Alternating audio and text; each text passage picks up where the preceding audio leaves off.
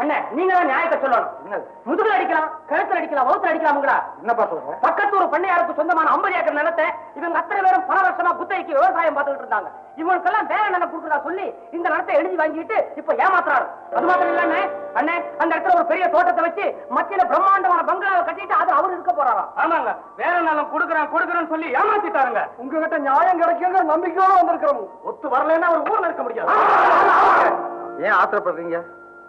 நமக்கு அறிவு தான் அண்ணன், பண்பு தான் தம்பி. நமக்கு எதுக்கு பேராத்காரம்? என் வார்த்தையில உங்களுக்கு நம்பிக்கை இல்லையா? நான் நியாயம் வாங்கி தரேன். உங்களுக்கு நியாயம்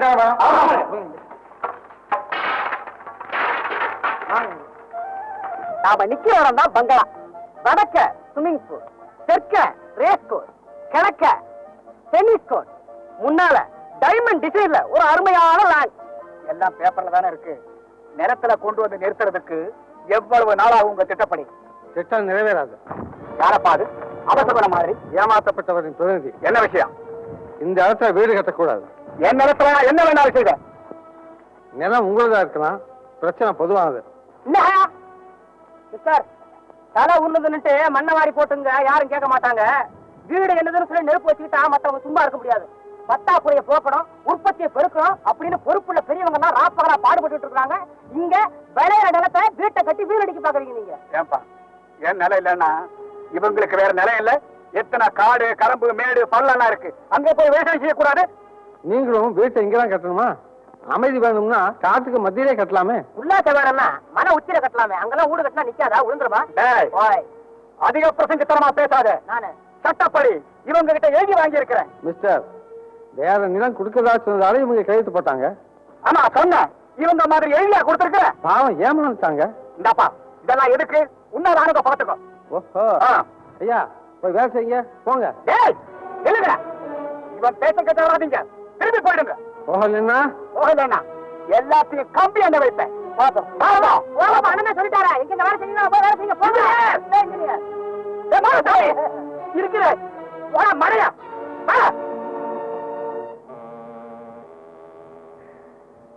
ஆலசாமி, யார் அந்த பையன்? பக்கத்தூர் பண்ணையார் துர்சாமி மகன். இதுவரைக்கும் இந்த வட்டாரத்துல ஒரு பையன் என்னை எதிர்த்து பேசுறது இல்ல. சின்ன பையன், அவனை நான் சும்மா விட மாட்டேன். நம்ம புஞ்சக்காடு பண்ண நிலம் இல்லைங்க, அதுக்கு பக்கத்து வயல அவனுது. ஒரே வாய்க்கால், முதல் மடம் நம்மளுது, அடுத்ததுதான் அவனுது. அப்படியா? நம்மளை தாண்டி தான் தண்ணி அவன் அன்புக்கு போகணுங்க. வா.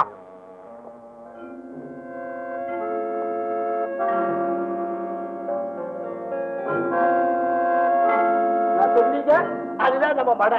பாத்தீங்களா, இது அவங்க வாய்க்காலு, தண்ணி போயிட்டு இருக்கு. இதை நாம வெட்டினா அவங்களுக்கு கொஞ்சம் கூட தண்ணியே போகாது. ஏன்னா நம்மளுக்கு கொல்லத்து மடை முதல் மடை. வெட்டு.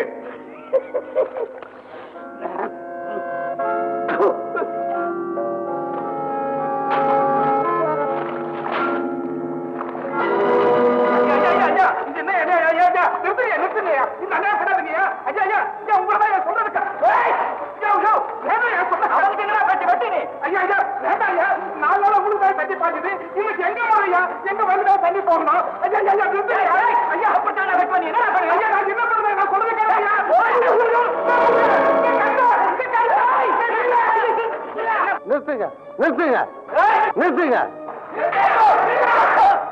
ஐயா தம்பி, தம்பி இந்த அநேகத்தை பாருங்க தம்பி. என்ன நடந்துச்சு? 4 நாள் அவன் வயலுக்கு தண்ணி பாஞ்சிட்டு இருந்தது. மறுபடி இன்னைக்கு நம்ம வயல்ல தண்ணி பாயணும். அப்படி பாஞ்சிட்டு இருந்த தண்ணியை இப்படி அநியாயமா பொட்டை காட்டுக்கு திருப்பி விடுறாங்க. இது என்ன நியாயம்னு எங்க கிட்ட கேட்டேன். அதுக்காக என்ன அடிச்சு இப்படி பாய்க்கல்ல தெளித்தாங்க தம்பி. வணக்கம்யா சிஸ்டர், செய்ய தப்பையும் செஞ்சுட்டு இவ்வளவு பெரிய மனுஷனை போட்டு அடிச்சிருக்கீங்களே, இது நியாயமா? பெரிய நியாயத்தை கண்டுட்டான் சிஸ்டர். போனா போகுது, பெரிய மனுஷன் வயசு வாங்காதீங்க, மன்னிப்பு கேளு. இந்த நாய்கிட்ட நான் மன்னிப்பு கேட்கறதா? மிஸ்டர், பணம் இருக்குன்னு எதையும் செய்யலாம் நினைக்காங்க. அவருக்கு கையும் காலம் இருக்கு. ஆசைப்பட்டு ஏதாவது செய்திருந்தாருன்னா உங்க மானம் என்ன ஆகும்? மானமா? எம்மானமா? என்னடா சொன்னேன்? இவனை விட்டு என்ன அடிப்பேன்னு சொல்றியா? தம்பி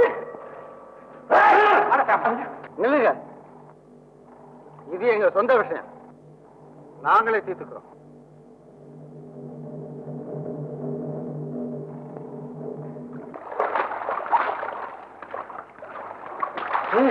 வாணசாமி,